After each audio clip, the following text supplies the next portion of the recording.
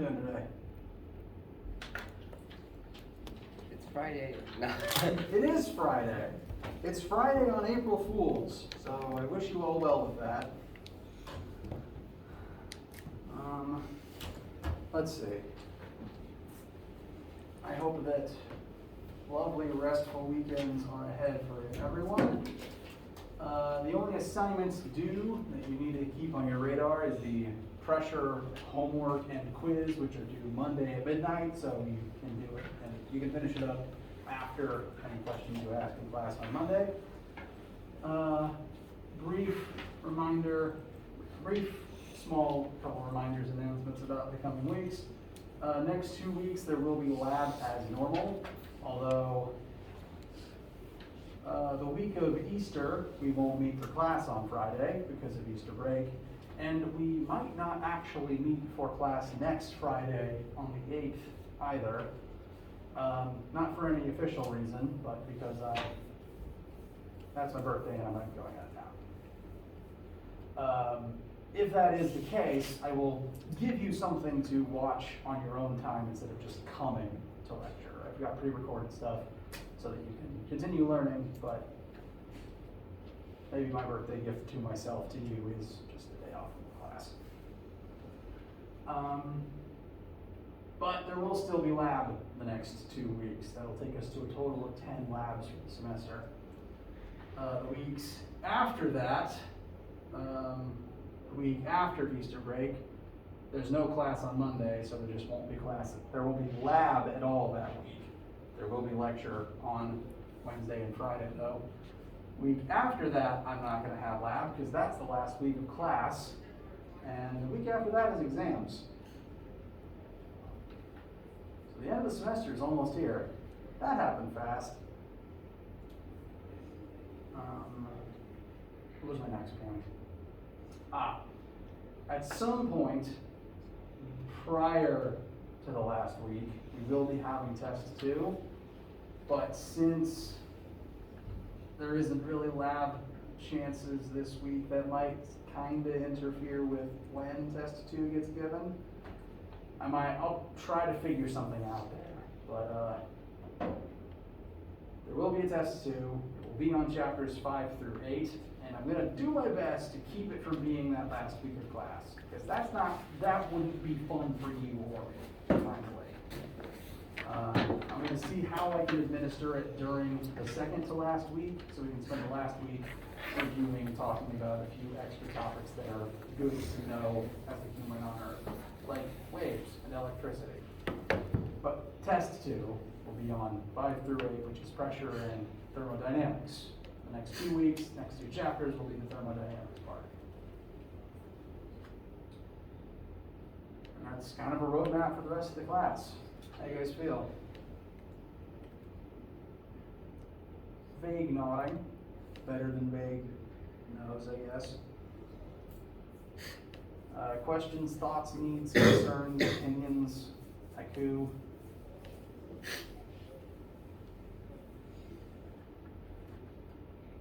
2 years here, no one's offered me a haiku yet.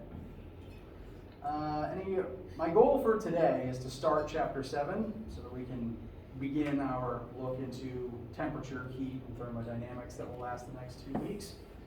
Any random thoughts or homework related questions before we get started? I don't understand question 5. Like the cups or the cans. Is it like Homework question 5, you yeah. said? Did you say homework question 5? Yeah, homework question Okay. 5. Yeah. Okay. Wanted to check. It's My the one ears with the aren't too pictures.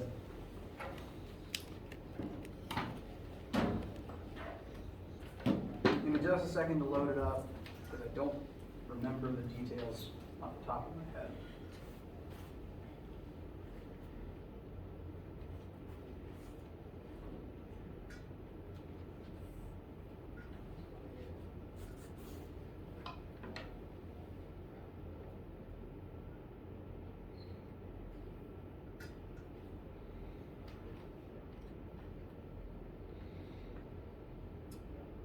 I love basement Wi-Fi.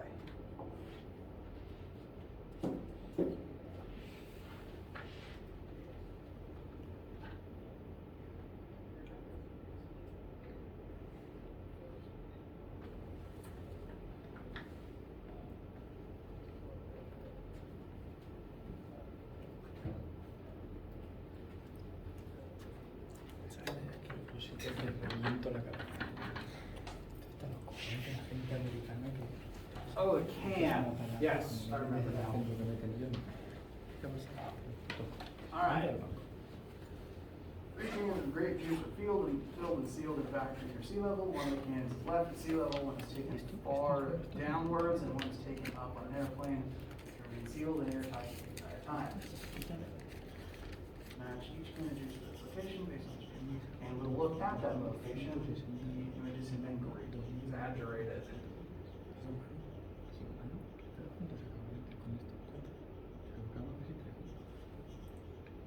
Does it only offer 2 pictures? It's also 3. It gives 3. Okay, that's a little weird.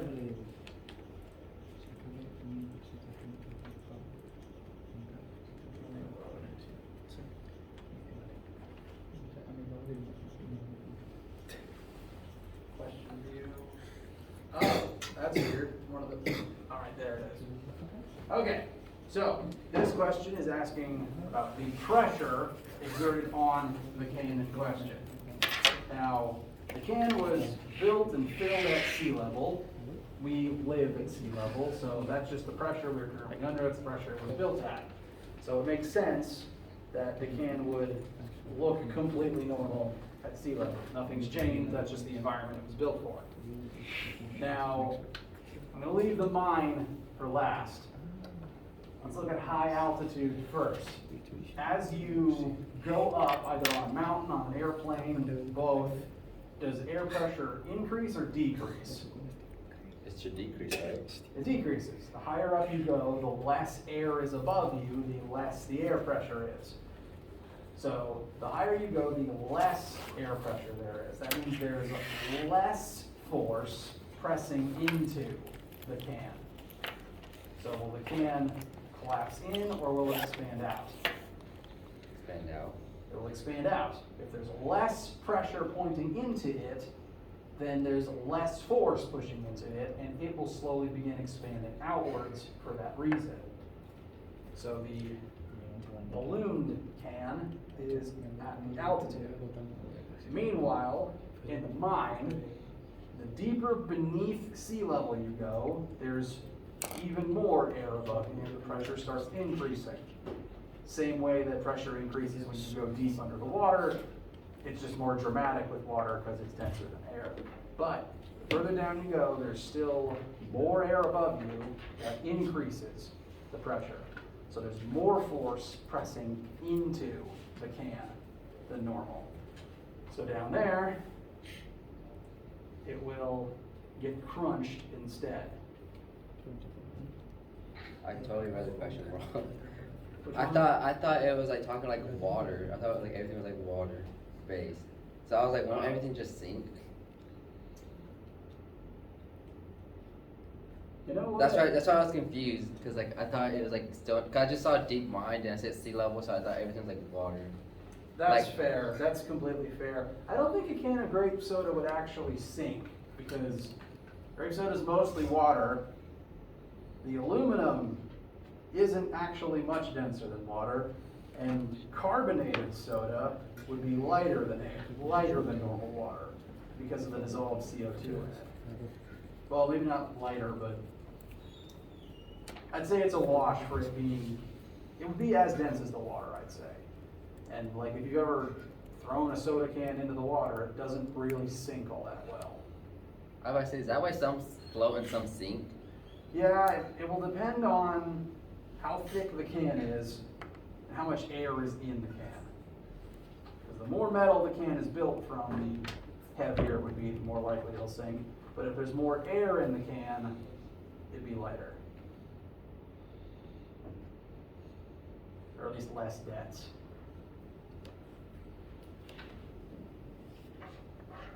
So usually it's just a wash and they'll just kind of drift somewhere close to the surface. At least that's my experience. Any other homework issues while I got it loaded?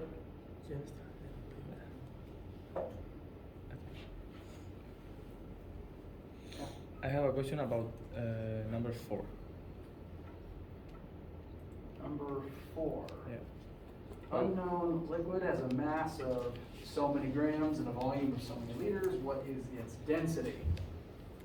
Okay, I've been asked about this one in the past. And I think part of the issue here is the units you're given and the units it wants the answer in terms of. Exactly. So you're given grams and milliliters, and it asks you for grams per centimeter cubed. And this is not advertised well, so I apologize for this. In terms of volume units, 1 milliliter is the same as a centimeter cubed. They are the same volume. They take up the same amount of space. So they're functionally the same unit. That means, since you're given milliliters, you actually don't need to change that number to get your final answer. All you have to do is divide your mass by your volume, and the answer will be correct. Okay. Does that help? Yeah.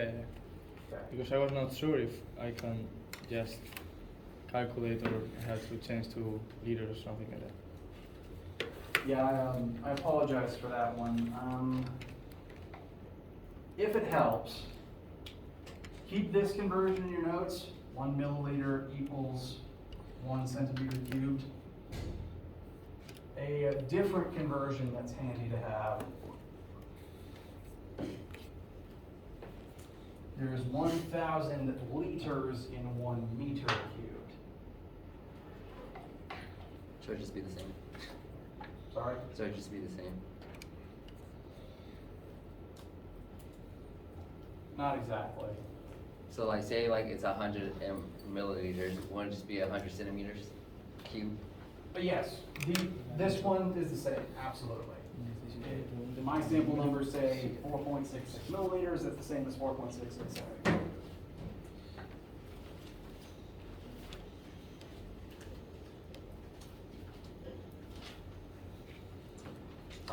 But when doing achieve homework and quizzes, if a conversion is not listed in the question, you are allowed to ask me.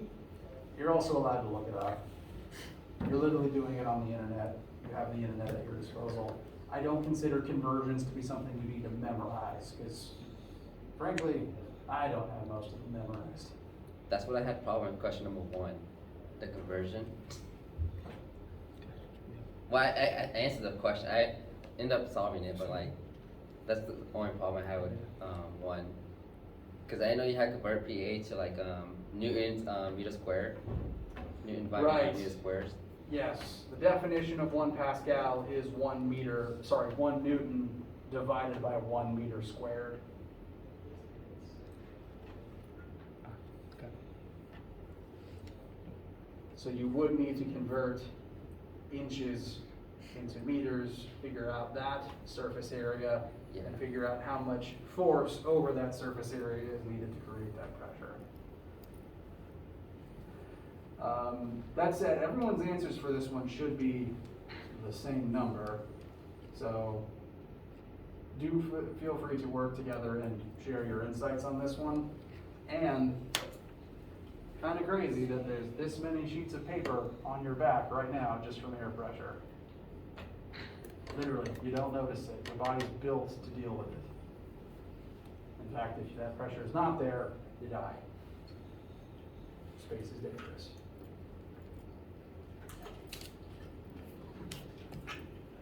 Yes? Could you go over number 7?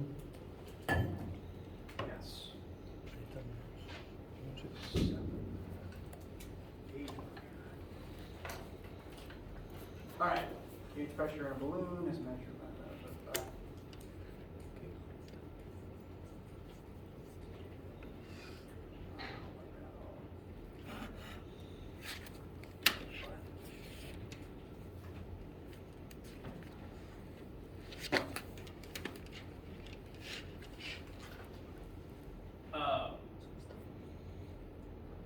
All right, this uses one of our earliest pressure formulas. The physical setup, like the description, is very weird. I'll admit that. On further examination, this was weirder than I thought. So let's start by listing what we're given. We have density of water, that's the fluid that this system uses. 1,000 kilograms per meter cubed. We also have, bless you, the height of a column of water, or at least the difference in height between two different columns of water.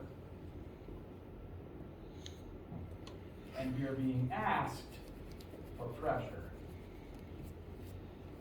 We also assume this takes place on Earth, where acceleration of gravity is 9.81 meters per second squared. So the machine in question here utilizes a tube that has a certain height of water in it to represent and measure a certain amount of pressure. And what it's basically asking is, what is the pressure down here due to this height of water? And so the formula is the pressure at depth in a fluid formula. Pressure equals pGh. There's a certain height of water above this spot. The density of water is a known quantity. How much pressure is generated by that fluid? I'm going to check those numbers real quick.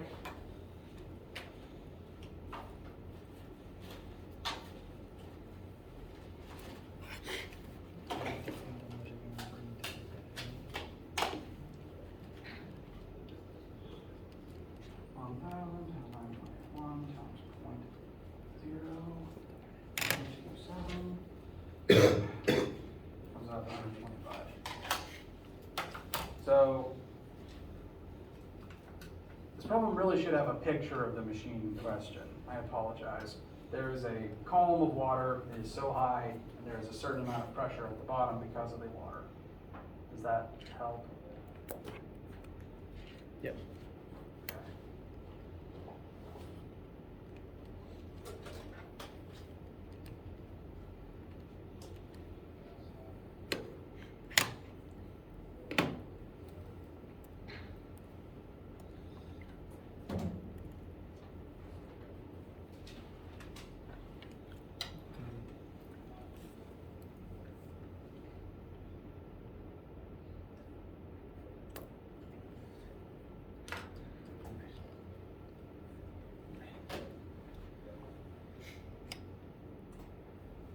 All right.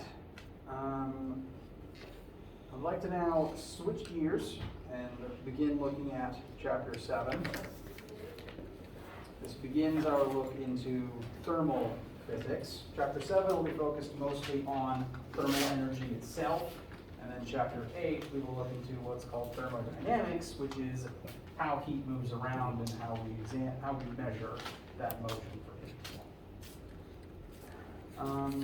And this is actually connected to what we were previously talking about. Heat and thermal energy is connected to pressure in that it is secretly one of the additional factors that affects the pressure really anywhere. Temperature affects the ambient, at least as it relates to gases, I will admit.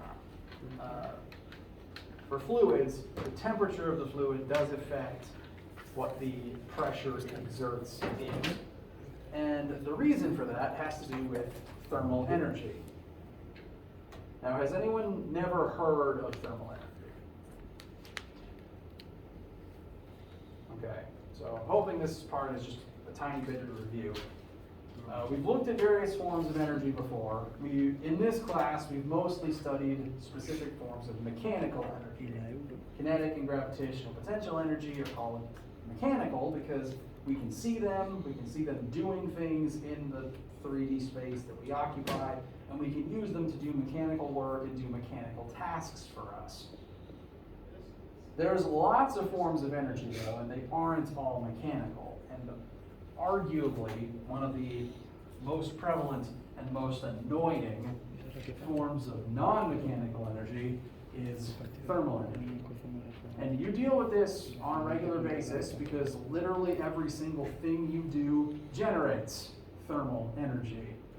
Every process in the universe creates some amount of thermal energy as a byproduct.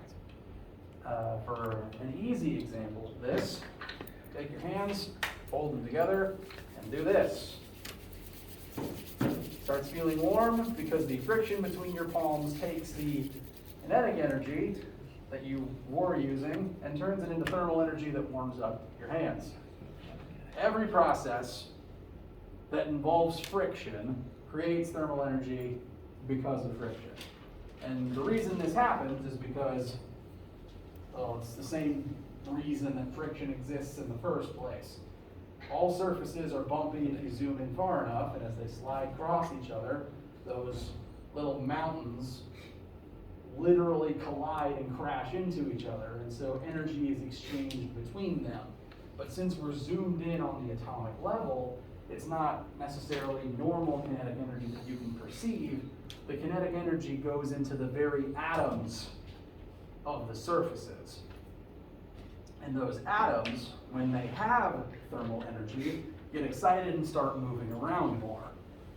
Thermal energy is a form of energy, which means that you can't really perceive it directly. You can only perceive what something does when it has thermal energy. You can't, it's hard to look at something and know that has 100 joules of thermal energy in it. No, you have to observe what that energy is doing inside of the object. And when an object has thermal energy, its atoms and its molecules are literally energized. They start moving around more, colliding with each other and naturally drifting apart. So the hotter something is, the more thermal energy it has, the more its atoms are moving around. Again, this can be caused by the collisions between the bumps on something's surface.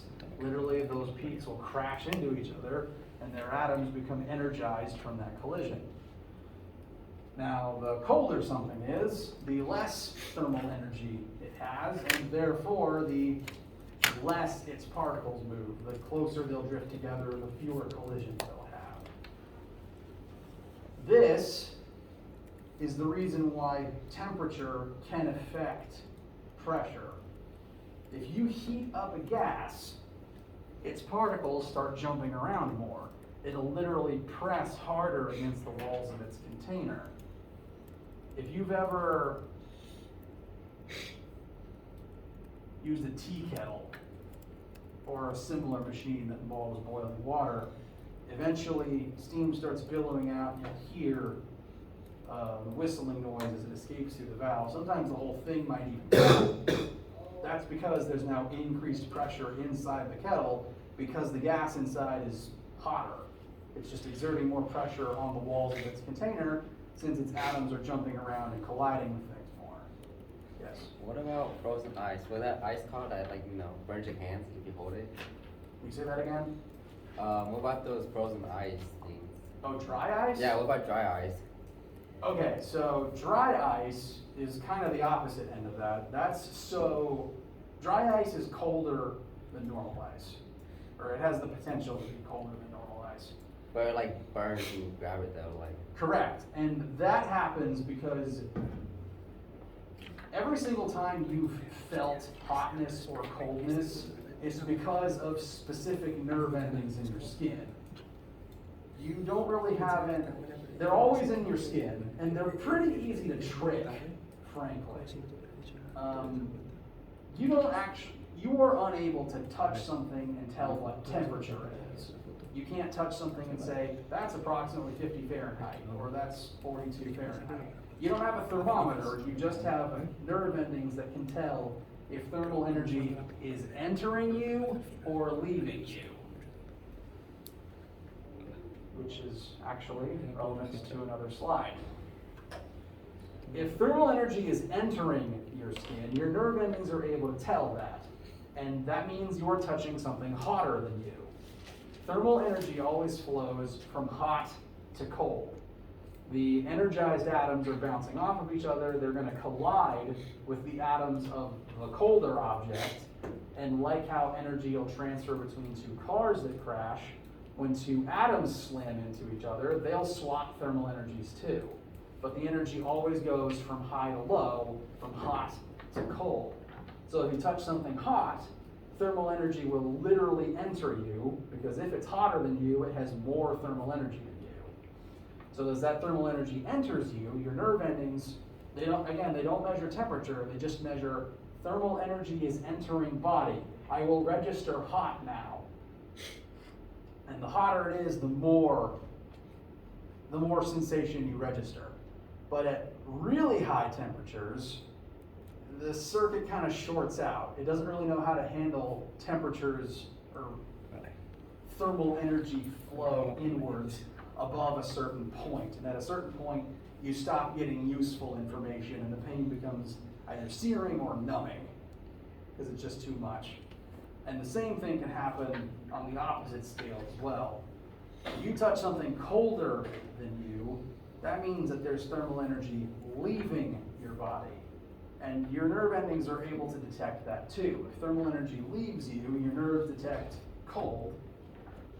But if it's too cold, if too much thermal energy is leaving you too quickly, again, the nerves kind of short out and the sensation either gets so extreme you don't really know what it is, or it just becomes numb. So dry ice, being colder than normal ice, starts to hit that point where the human body doesn't really know what it's processing. At least that's how I understand it. I'm not a biologist. Does that make any sense? Okay. So, every time you have ever felt hot or cold, that was a sign that thermal energy is either entering you for hot or exiting you for cold. How's that feel so far? Okay. Thermal energy, a lot like other forms of energy, and frankly a lot like water actually, always flows from high concentration to low concentration. If two things that are different temperatures touch, if one of them is hotter than the other, thermal energy is going to flow between them for as long as they're touching, for as long as they're in thermal contact, which is the vocab word from the other slide. As long as they're in thermal contact, heat flows from hot to cold. Never the other way, always from hot to cold. The reason for this is because secretly, cold doesn't exist. I'm not saying that to invalidate your weather-related experiences. What I mean is thermal energy, the presence of thermal energy, creates the sensation of warmth. Cold is caused by the absence of thermal energy. It's not the presence of coldness, it's the absence of hotness. You either have thermal energy and you're warm, or you don't have thermal energy and you're cold. Does that make sense? Could you give an example? Well, let's say when you touch the dry ice. Humans are warm-blooded mammals. We're, generally speaking, pretty warm. You have a lot of thermal energy in your body.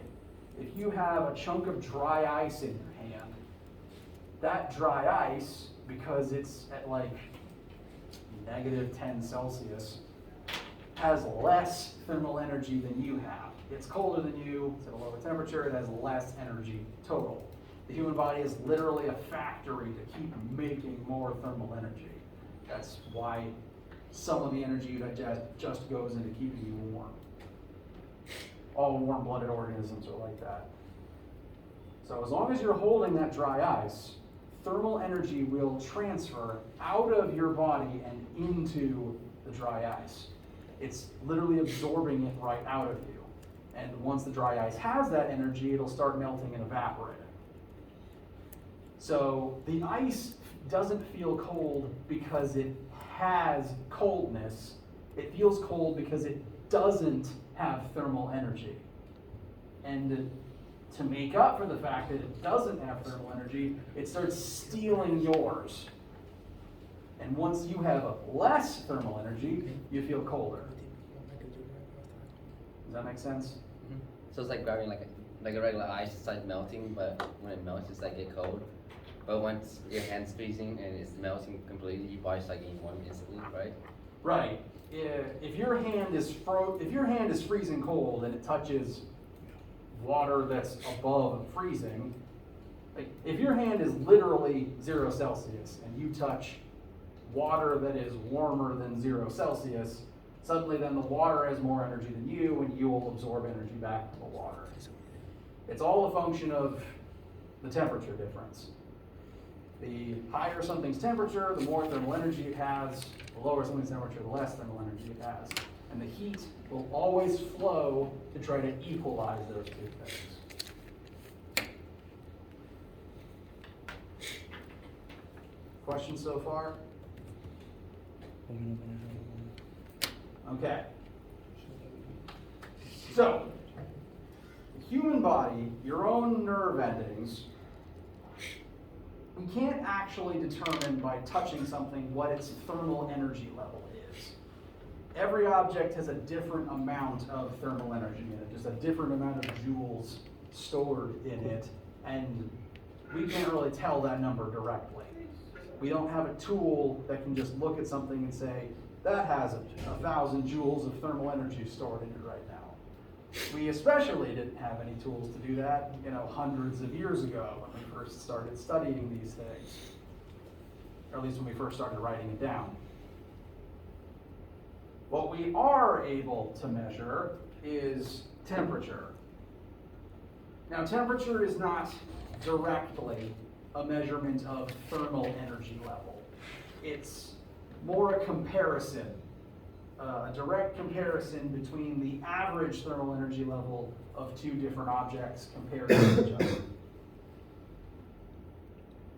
Over the past couple of 100 years, Western science has invented 3 different temperature scales. There's 2 that you've definitely heard of and 1 more that you may or may not have. And all of those temperature scales were invented specifically so that we could just compare roughly the average thermal energy level of one object compared to another one, so that we would know if it would burn us or freeze us to touch it. Temperature is the easiest thing you can measure to determine roughly how much thermal energy something has. It's a very useful measurement, and it's the first piece of heat-related math that we're going to be doing in this class. Since there's 3 different temperature scales, we do need to be able to convert between them. The difference between them is basically the differences between feet, meters, and miles. They measure the same thing, it's just a different unit.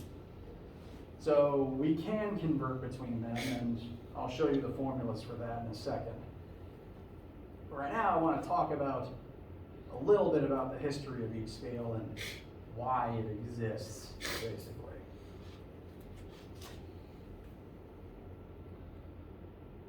So at various points in European science, various scientists decided separately that we needed either a new system of measurement for temperature or a better system of measurement for temperature.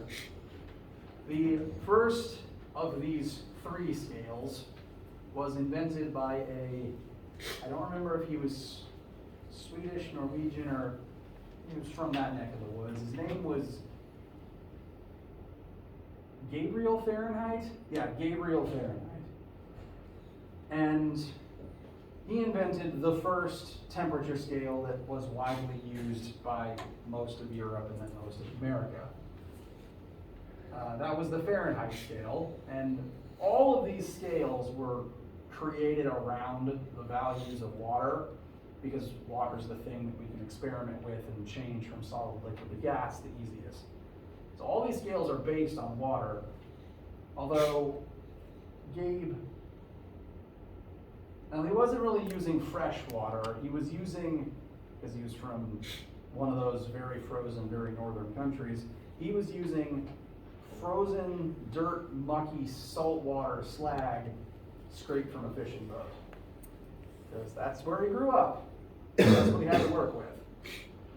And the freezing point for water that he set was 32 Fahrenheit, and the boiling point is 312 Fahrenheit. There's 180 Fahrenheit degrees between those 2 points, and this went on to be the temperature scale used by most of Europe for a while, because it was the only temperature scale they had for a while.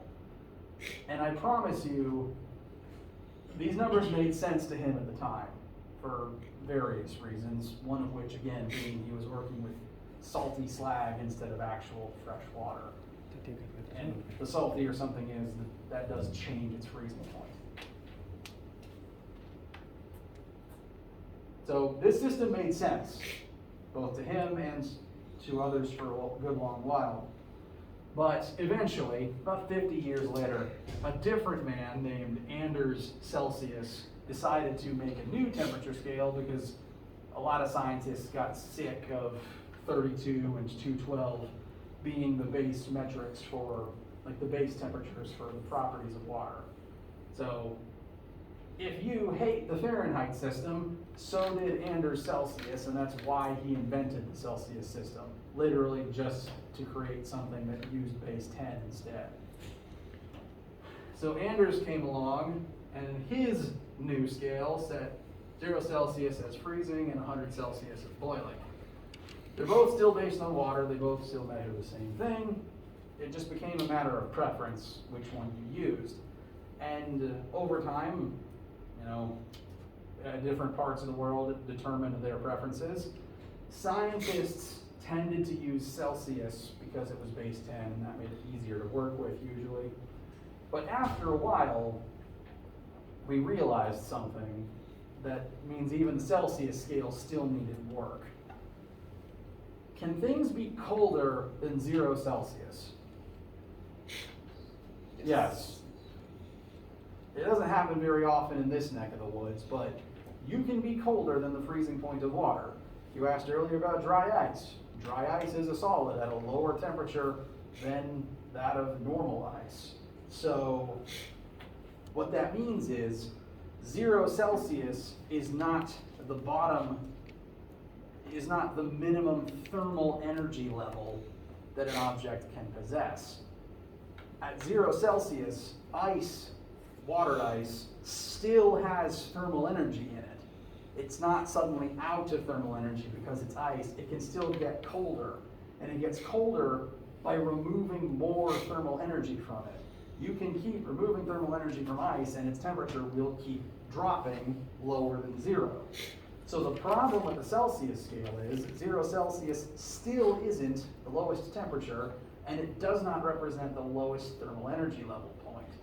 So a man literally titled Lord Kelvin, that's his title, maybe his rank,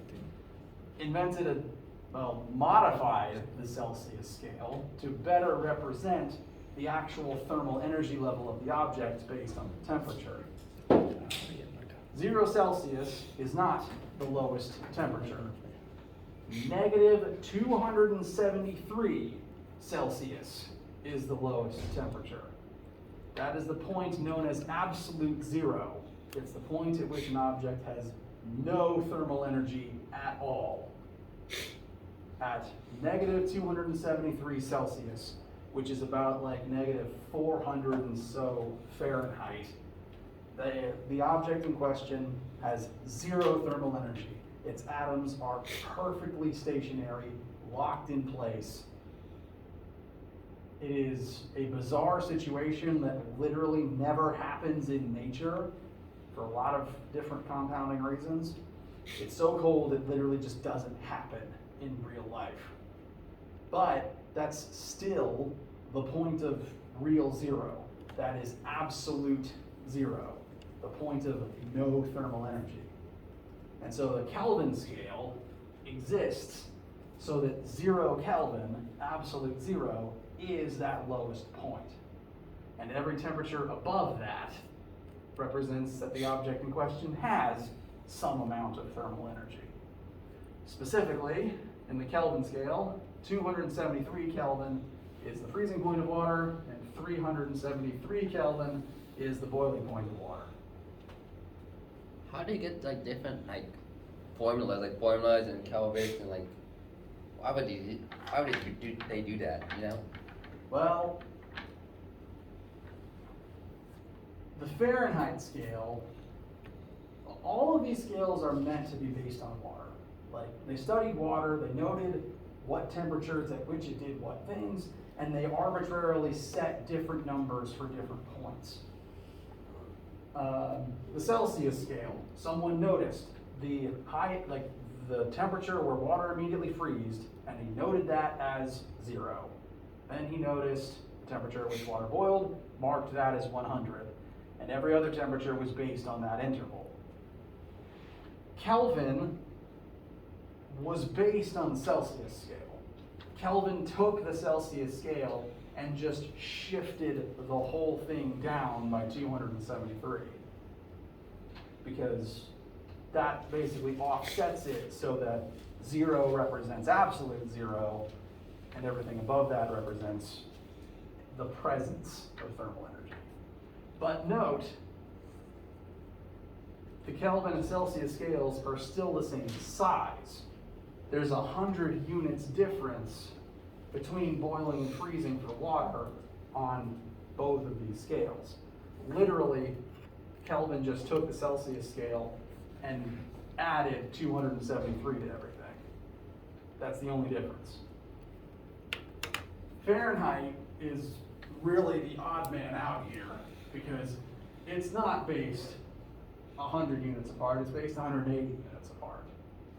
It's still based on water, but the man, Gabriel Fahrenheit, just used a different yardstick. He noted at what point his muddy, slaggy salt water froze. He noted at which point his muddy, slaggy salt water boiled. And instead of setting them 100 apart, he decided to set them 180 apart, because that was literally what fit better on his test tube. I promise it made sense to him at the time. And since then, which scale you use just depends on where you live, how stubborn your neighbors are, and whether or not you're a scientist.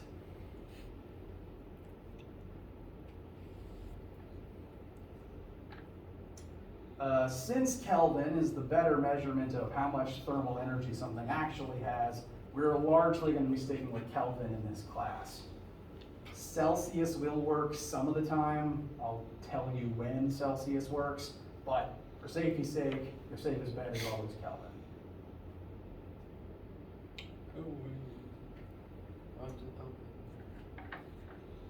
Questions thus far? All right.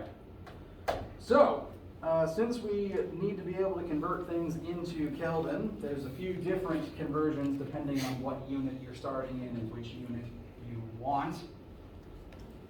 The conversion from Celsius into Fahrenheit is you take your Celsius temperature, multiply it by 9/5, and add 32.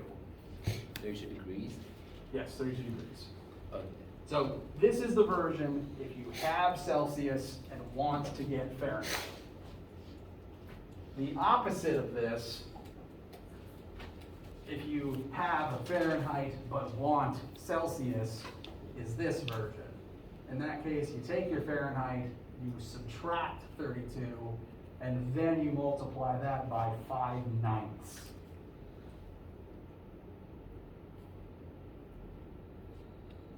So if you like having the opposite version written down, there it is. Will we need the opposite version?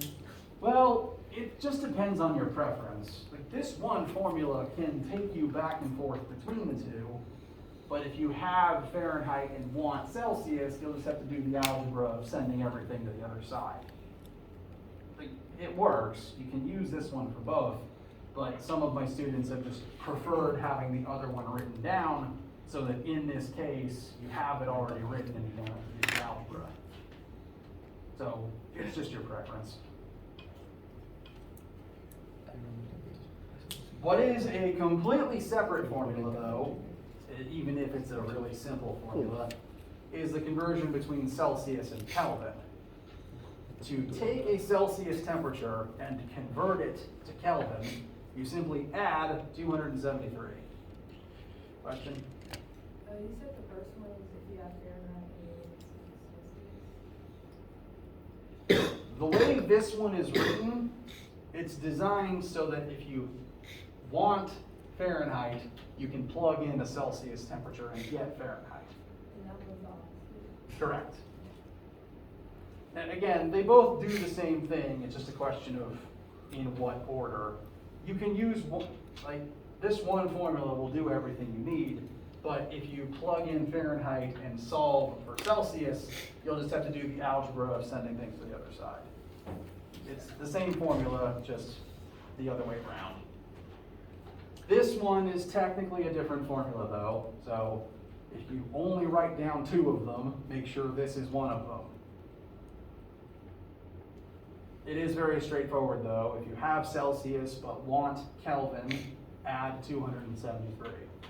On the opposite hand, if you have Kelvin and want Celsius, subtract 273. You can see that on this scale comparison. 0 Celsius converted to Kelvin is 273. 100 Celsius converted to Kelvin is 373.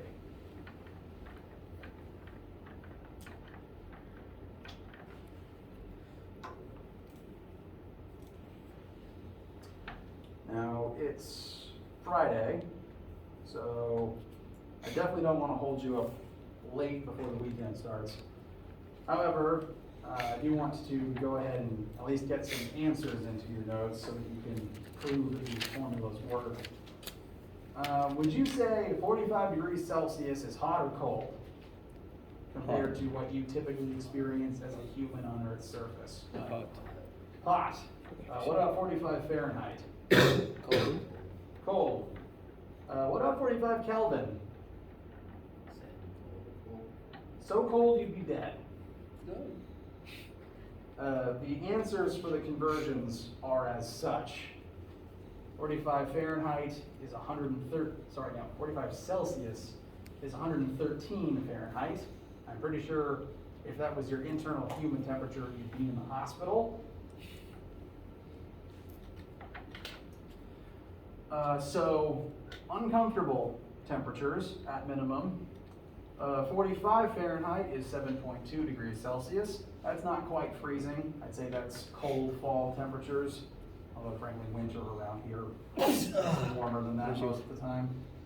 And 45 Kelvin is negative 228 Celsius and negative 379 Fahrenheit. Again, you'd literally be a statue if that was the temperature outside. All the water in your body would be ice, and you'd be dead.